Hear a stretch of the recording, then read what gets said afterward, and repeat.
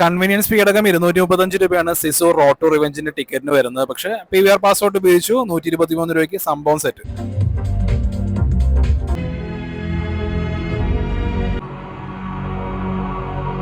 സിസു road to vengeance എനിക്ക് ഈ വർഷം നല്ല പ്രതീക്ഷയുള്ള ഒരു പടമായിരുന്നു. ഇതിന്റെ ഫസ്റ്റ് പാർട്ട് സിസു എനിക്ക് ഭയങ്കര ഇഷ്ടമാണ്.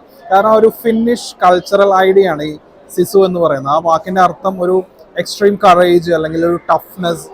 അതായത് റിയൽ ലൈഫിൽ ഉണ്ടായിരുന്ന ആ ഒരു ഫിന്നിഷ് കമാൻഡോസ് അവരുടെ ഒരു ഓർമ്മയ്ക്ക് വേണ്ടി, അതായത് അത്രയും ടഫായിട്ടുള്ള ഭയങ്കര എക്സ്ട്രീം ലെവലിലൊക്കെ കടന്നു പോയിട്ടുള്ള ഒരുപാട് കമാൻഡോസ് ഒക്കെ ശരിക്കും ഉണ്ടായിരുന്നു. അപ്പോൾ അതിന് ആ ഒരു കൾച്ചറൽ സംഭവങ്ങളൊക്കെ ചേർന്നിട്ടുള്ള സിനിമയായിരുന്നു സിസു. 1944 നടന്നിട്ടുള്ള ലാപ്ലാൻഡ് വാർ. ശരിക്കും പറഞ്ഞിട്ടുണ്ടെങ്കിൽ ഫിൻലാൻഡും നാസി ജർമ്മനിയും കൂടി സോവിയറ്റ് യൂണിയനെതിരെയായിരുന്നു കുറേ കാലം യുദ്ധം ചെയ്തുകൊണ്ടിരുന്നത്. പക്ഷേ കുറച്ച് കഴിഞ്ഞപ്പോൾ ഫിൻലാൻഡിനും നാസികൾക്കെതിരെയും തമ്മിൽ യുദ്ധം നടക്കുന്നു. അതാണ് ലാപ്ലാൻഡ് വാർ. അപ്പോൾ ആ ഒരു ഹിസ്റ്റോറിക്കൽ ഈവന്റിന്റെ ബേസിൽ കഥ പറയുന്നതാണ്. അപ്പോൾ ഇതിലെ ഹീറോ നമ്മൾ കണ്ടതാണ് ഫസ്റ്റ് പാർട്ടിൽ തന്നെയാണെങ്കിൽ. ഡയലോഗ്സ് എനിക്കൊന്നും തീരെ ഇല്ലാന്ന് തോന്നുന്നു, തീരെ ഡയലോഗ്സ് ഇല്ല. പക്ഷെ അയാളുടെ ആ ഒരു എക്സ്ട്രീം റേജ്, ആ ഒരു സംഭവങ്ങളെല്ലാം കാണിച്ചിട്ട് ഫസ്റ്റ് പാർട്ട് അങ്ങനെ നാസികൾക്കെതിരെയുള്ള ആ ഒരു യുദ്ധം എന്നുള്ള രീതിയിലൊക്കെ ഫസ്റ്റ് പാർട്ട് നല്ല എൻജോയബിൾ ആയിരുന്നു. അപ്പോൾ സെക്കൻഡ് പാർട്ടിലേക്ക് വരുമ്പോൾ ഈ പറയുന്ന ഹീറോ, ആ ഒരു വേട്ടറൻ, ഒരു കമാൻഡോ ആയിട്ടുള്ള ഹീറോയുടെ കുടുംബത്തെ കൊന്ന യഥാർത്ഥത്തിലുള്ള ഒരു റെഡ് സോൾജർ, ഇപ്രാവശ്യം നാസികൾ മാറി സോവിയറ്റ് യൂണിയനെതിരെയാണ് വരുന്നത്. അപ്പോൾ ഈ റെഡ് ആർമി അല്ലെങ്കിൽ റെഡ് സോൾജേഴ്സ് എന്നൊക്കെ പറയുമല്ലോ, അപ്പോൾ അവർക്കെതിരെയുള്ള യുദ്ധമായിട്ടാണ് നമ്മുടെ സെക്കൻഡ് പാർട്ടിലെ ഹീറോ എത്തുന്നത്. അപ്പോൾ ഫസ്റ്റ് പാർട്ട് പോലെ തന്നെ തീരെ ഡയലോഗ്സ് ഇല്ല. ഈ സിനിമയുടെ ക്ലൈമാക്സ് സീക്വൻസിൽ ഒരു നന്ദി പറയാനാണെന്നുള്ള രീതിയിലാണെങ്കിൽ പോലും സംസാരിക്കാൻ വേണ്ടി ശ്രമിക്കുന്ന ഹീറോ ഉണ്ട്. പക്ഷെ പുള്ളിക്ക് തീരെ സംസാരിക്കാൻ പറ്റുന്നില്ല. അപ്പോൾ no need to say anything എന്നാണ് ബാക്കി ആ ഓപ്പോസിറ്റ് നിൽക്കുന്നവരെല്ലാവരും പറയുന്നത്. തീരെ ഡയലോഗ് ഇല്ലാത്ത ഒരു ക്യാരക്ടറാണ് ഇദ്ദേഹം. അപ്പോൾ ഇദ്ദേഹത്തിൻ്റെ ആ ഒരു റിവെഞ്ചാണ് സെക്കൻഡ് പാർട്ട് പറയുന്നത്. പക്ഷേ ഈ സിനിമ ഫസ്റ്റ് പാർട്ടിൻ്റെ അത്ര എനിക്ക് എൻജോയബിൾ ആയിട്ട് തോന്നിയില്ല. അതിൻ്റെ കാരണം, അതിനു മുമ്പ് ഞാനിത് ഈ സിനിമയുടെ പോസിറ്റീവ്സ് പറയാം. പോസിറ്റീവ്സ് സിസു പാർട്ട് 1 ഞാൻ പറഞ്ഞ സംഭവങ്ങളൊക്കെ തന്നെയാണ്. ഈ സിനിമയുടെ pace actually Sisu first part slow ആണെന്നൊക്കെ ഒരുപാട് പേര് പറയുന്നുണ്ട്. പക്ഷേ എനിക്ക് അങ്ങനെയല്ല. ആ ഒരു മൂഡ് സെറ്റിംഗ് കറക്റ്റായിട്ട് ചെയ്തു വെച്ചിരിക്കുന്ന സിനിമയാണ് സിസു.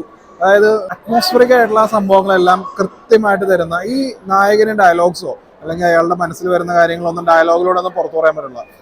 ഈ ഇദ്ദേഹത്തിന്റെ റേജ്, ഇദ്ദേഹത്തിന്റെ ആ ഒരു പ്രതികാര മനോഭാവമാണെങ്കിലും ഇതെല്ലാം നമുക്ക് ആ ഒരു സീക്വൻസിലൂടെയാണ് വിഷ്വലി കഥ പറയുന്നതാണ്. അപ്പോൾ അതുകൊണ്ട് തന്നെ ഈ സിനിമയുടെ പേസ് ഇതുപോലെ തന്നെയാണ്. ഫസ്റ്റ് പാർട്ടിലുള്ളതുപോലെ തന്നെയാണ് ഈ സിനിമയുടെ പേസ് സെക്കൻഡ് പാർട്ടിലും വരുന്നത്. അത് ഗംഭീരമായിട്ടാണ് എനിക്ക് തോന്നിയത്.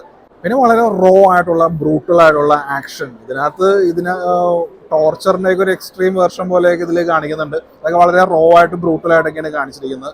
അതിൻ്റെ ഒരു റിയാലിറ്റി ഉണ്ട്. പക്ഷേ ഈ സിനിമയിൽ പിന്നീട് അങ്ങോട്ടേക്കുള്ള നമുക്കൊരു ഓവർ ദ ടോപ്പ് ആയിട്ടുള്ള ലാർജർ ദാൻ ലൈഫ് ഹീറോ ആ ഒരു സംഭവങ്ങൾ കാണാൻ പറ്റുമെങ്കിലും കുറച്ച് റോ ആയിട്ടുള്ള ബ്രൂട്ടലായിട്ടുള്ള ആക്ഷൻ സെറ്റ് പീസസ് പടത്തിലുണ്ട്.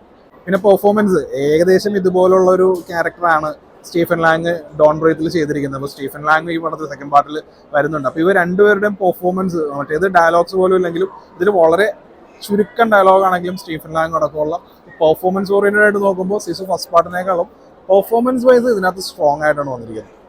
പിന്നെ ഞാൻ നേരത്തെ പറഞ്ഞ പോലുള്ള ആ ഒരു അറ്റ്മോസ്ഫറിക് ഫീല്, ആ ഡസ്റ്റി റോഡ്, സ്ട്രെച്ചസ്, ഇതൊക്കെ കാണിക്കുന്ന വളരെ ഡസ്റ്റി ആയിട്ടുള്ള ഒരു സെക്കൻഡ് വേൾഡ് വാർ കഴിഞ്ഞ് അങ്ങനെയുള്ളൊരു ഫിൻലാൻഡാണ്. അപ്പോൾ ആ ഒരു അറ്റ്മോസ്ഫറിക്ക് കറക്റ്റായിട്ട് കൊണ്ടുവന്നിട്ടുണ്ട്. അതായത് അവിടുത്തെ ജനങ്ങളുടെ ജീവിതം, ആ ജീവിതത്തിൽ ഇവർക്ക് ഒരു പ്രത്യാശയൊന്നുമില്ലാതെ അടുത്തത് എന്ത് എന്നുള്ള നമുക്ക് ആ ഒരു സിനിമയുടെ അറ്റ്മോസ്ഫിയർ കാണുമ്പോൾ തന്നെ അറിയാം. അതിന് സഹായിക്കുന്ന രീതിയിലുള്ള കളർ ഗ്രേഡിംഗ് ആണ്, സിനിമാറ്റോഗ്രാഫിയാണ്. അതൊക്കെ ഗംഭീരമാണ്, ഒന്നും പറയാനില്ല. പിന്നെ ഏറ്റവും വലിയ കാര്യം എന്താണെന്ന് വെച്ചിട്ടുണ്ടെങ്കിൽ 1.5 മണിക്കൂർ ഇൻക്ലൂഡിങ് ക്രെഡിറ്റ്സ് ഈ പടം തീരുന്നുണ്ട്. അതൊരു വലിയ കാര്യമാണ്. കാരണം ഇനി ഒരുപാട് വലിച്ചു നീട്ടുള്ള കാര്യങ്ങളോ ഒന്നുമില്ല. പറയാനുള്ള കാര്യങ്ങളെല്ലാം കൃത്യമായിട്ട് വെടിപ്പായി പറഞ്ഞു തീർത്ത് പെട്ടെന്ന് തന്നെ അവസാനിക്കുന്ന സിനിമയാണ്.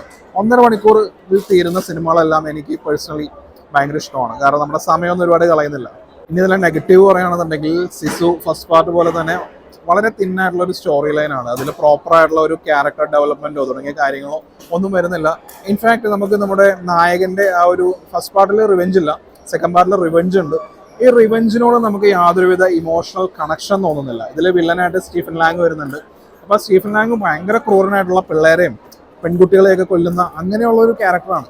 ആ ക്യാരക്ടറിനോട് പോലും നമുക്ക് ഓക്കെ, ഈ ക്യാരക്ടറിനെ തട്ടിക്കഴിഞ്ഞാൽ നമുക്കൊരു സാറ്റിസ്ഫാക്ഷൻ കിട്ടും, അല്ലെങ്കിൽ അയാൾക്ക് അങ്ങനെയുള്ള ഒരു സംഭവങ്ങളൊന്നുമില്ല. ഇതിൻ്റെ ക്ലൈമാക്സിന് മുമ്പ് സ്റ്റീഫൻ ലാങ്ങിൻ്റെ ക്യാരക്ടർ നായകനോട് ചോദിക്കുന്നുണ്ട്, ഇസ് ദാറ്റ് യുവർ റിവെഞ്ച്?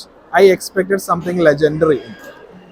അത് സെയിം ഡയലോഗ് തന്നെയാണ് ഈ സിനിമ കാണുമ്പോൾ നമ്മളും ചോദിച്ചു പോകുന്നത്. കാരണം ഇത്രയേ ഉള്ളൂ ഇയാളുടെ പ്രതികാരം, ഒരു ലെജൻഡറി ആയിട്ട് എന്തെങ്കിലുമൊക്കെ നമ്മൾ എക്സ്പെക്ട് ചെയ്തു എന്ന് വിചാരിക്കുമ്പോൾ അങ്ങനെയുള്ളതൊന്നുമില്ല. പെട്ടെന്ന് തന്നെ ഭയങ്കര റഷ്ഡ് ആയിട്ടുള്ള പെട്ടെന്ന് തീർക്കുന്ന ലെവൽ ഒരു ക്ലൈമാക്സ് ആണ് ആക്ച്വലി ഈ പടത്തിലുള്ളത്. അതൊരു വലിയ പോരായ്മയായിട്ട് ഫീൽ ചെയ്തു.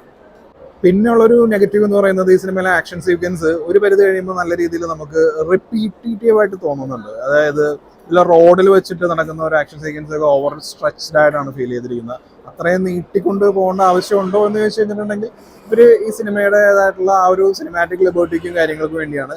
ആൻഡ് സിനിമാറ്റിക് ലിബർട്ടിയുടെ കാര്യം പറയുകയാണെന്നുണ്ടെങ്കിൽ നമ്മുടെ ഹീറോ പുള്ളി ജീവിച്ചിരുന്ന വീട്ടിലുള്ള ആ ഒരു ലോക്സ് ഓഫ് വുഡ് എന്ന് പറയുമല്ലോ, അവിടെയൊക്കെ വീട് നിർമ്മിക്കുന്നത് വുഡൻ ആ സംഭവങ്ങൾ വെച്ചിട്ടാണ്. അപ്പോൾ ആ ഒരു ബാക്കിയുള്ള വുഡ്സും കാര്യങ്ങളൊക്കെ എടുത്ത് 120 കിലോമീറ്റർ ഒന്നുമാണ് ഫിൻലാൻഡിലേക്ക് ഇനി തിരിച്ചുള്ളത്. അപ്പോൾ ആ തിരിച്ച് ആ വീട്ടിലേക്ക് പോവാണ്, ബാക്ക് ടു ഹോം. ആ ലോഗ് ഓഫ് വുഡ് വെച്ചൊരു പുതിയൊരു വീട് നിർമ്മിക്കുക. കാരണം പുള്ളിയുടെ ഓർമ്മകൾ മുഴുവൻ ഈ ഒരു തടിക്കഷ്ണങ്ങളിലാണ് എന്നുള്ള ആ ഒരു ഫീലാണ്. അങ്ങനെ ഒരു ഇമോഷണൽ സംഭവം പടം തരുന്നുണ്ട്. പക്ഷേ പുള്ളി ഈ 120 കിലോമീറ്റർ പുള്ളി ഇത്രയും തടിക്കഷ്ണങ്ങളുമായിട്ട് യാത്ര ചെയ്യുന്നുണ്ട്. പുള്ളിയുടെ വണ്ടി മറിഞ്ഞ് വെള്ളത്തിൽ വീഴുന്നു, അങ്ങനെയുള്ള പല കാര്യങ്ങളും ഉണ്ട്. അതായത് ഇതുപോലുള്ള സിനിമകളുടേതായിട്ടുള്ള സിനിമാറ്റിക് ലിബർട്ടി ഉണ്ട്. പക്ഷെ ഒരു പരിധി കഴിയുമ്പോൾ നമുക്ക് ഇതെന്താ ഇങ്ങനെ എന്നുള്ള ഒരു ഫീലാണ്. പിന്നെ ഇടയ്ക്ക് വെച്ചിട്ട് പിടിക്കപ്പെടുമ്പോൾ വില്ലൻ സ്റ്റീഫൻ ലാങ്ങിനെ സിനിമയുടെ തുടക്കത്തിൽ വെച്ച് തന്നെ കൊല്ലാനുള്ള അവസരം കിട്ടും. അപ്പോൾ ഭയങ്കര ഹീറോയിക് മൊമെന്റ്, ഹീറോയിക് BGM എല്ലാം പുറകിൽ വരുന്നു. ആ സ്റ്റീഫൻ ലാങ്ങിനെ കൊല്ലാതെ വിടുന്നു. സ്റ്റീഫൻ ലാങ് എന്നാണ് നേതാവ്. അയാൾ ആ സമയത്ത് അവിടെ വെച്ച് കൊന്നു കഴിഞ്ഞിട്ടുണ്ടെന്നുണ്ടെങ്കിൽ പിന്നെ ഇയാൾക്ക് ഇത്രയും യാതനകളും ഇത്രയും വേദനകളും ഒന്നും അനുഭവിക്കേണ്ട ആവശ്യമില്ല. അപ്പൊ അങ്ങനെയുള്ള കുറെ സംഭവങ്ങൾ അതൊക്കെ ശരിക്കും പറഞ്ഞിട്ടുണ്ടെങ്കിൽ ബ്ലണ്ടറാണ്. പിന്നെ ഇത് നമുക്കറിയാം ഇങ്ങനെയുള്ള സിനിമ. സിസു എന്ന് പറയുന്ന പടം ആ ഒരു ഫിനിഷ്, ആ ഒരു കൾച്ചറൽ ഐഡിയ, ആ സിസു എന്ന് പറയുന്ന ഇത്, പിന്നെ ആ ഒരു ലാപ്ലാൻഡ് വാറിന്റെ അതിന്റെ ഒരു ബാക്ക്ഗ്രൗണ്ടിൽ പറയുന്ന അങ്ങനെയുള്ള കാര്യങ്ങളിലൊക്കെ സംതിങ് സ്പെഷ്യലാണ്. പക്ഷെ ഇതുപോലുള്ള ഓവർ സിനിമാറ്റിക് ഫ്രീഡം ഉള്ള കുറെ സീക്വൻസുകളുണ്ട്. അത് ശരിക്കും പറഞ്ഞിട്ടുണ്ടെന്നുണ്ടെങ്കിൽ ഈ സിനിമ സെക്കൻഡ് പാർട്ട് കാണുമ്പോൾ അത് മടുപ്പിക്കുന്നുണ്ട്. ഫസ്റ്റ് പാർട്ടിൽ ഓക്കെ ആയിരുന്നു. ഫസ്റ്റ് പാർട്ടിൽ എന്ന് വെച്ചിട്ടുണ്ടെങ്കിൽ അതൊരു പുള്ളിക്ക് ഗോൾഡ് കിട്ടുന്നു, അത് സേവ് ചെയ്യാൻ വേണ്ടിയിട്ട് നാസി ജർമ്മൻസിനെതിരെ ഉള്ളതെന്ന്. ഇതിൽ അത് റെഡ് സോൾജേഴ്സിന്റെ അടുത്തേക്ക് വരുമ്പോൾ അത് എൻറ്റയർലി റിവെഞ്ച് ആയിട്ട് മാറുന്നുണ്ട്. ഇതിന്റെ ഫൈനൽ ആക്ട് എന്നൊക്കെ പറയുന്ന ഒരു തീവണ്ടിയിൽ നടക്കുന്നതാണ്. അപ്പോൾ തീവണ്ടിയിൽ നടക്കുന്ന ആക്ഷൻസും കാര്യങ്ങളിലൊന്നും നമുക്ക് വേണ്ട രീതിയിൽ അത്ര എൻഗേജിങ് ആയിട്ടോ അല്ലെങ്കിൽ അത്ര ഇന്റൻസീവ് ആയിട്ടോ ഒന്നും ഫീൽ ചെയ്യുന്നില്ല. പിന്നെ കുറെ ബ്രൂട്ടാലിറ്റി ഉണ്ട്, അത്യാവശ്യം നല്ല രീതിയിൽ തന്നെ ബ്ലഡ് ഷെഡ് കാര്യങ്ങളൊക്കെ ഈ പടത്തിലുണ്ട്. അതല്ലാതെ നമുക്ക് നോക്കുകയാണെന്നുണ്ടെങ്കിൽ ഒരു സാറ്റിസ്ഫാക്ഷൻ ലെവലിൽ നോക്കുകയാണെന്നുണ്ടെങ്കിൽ ഫസ്റ്റ് പാർട്ടിന്റെ അത്ര ഇല്ല എന്നുള്ളതാണ് എൻ്റെ അഭിപ്രായം.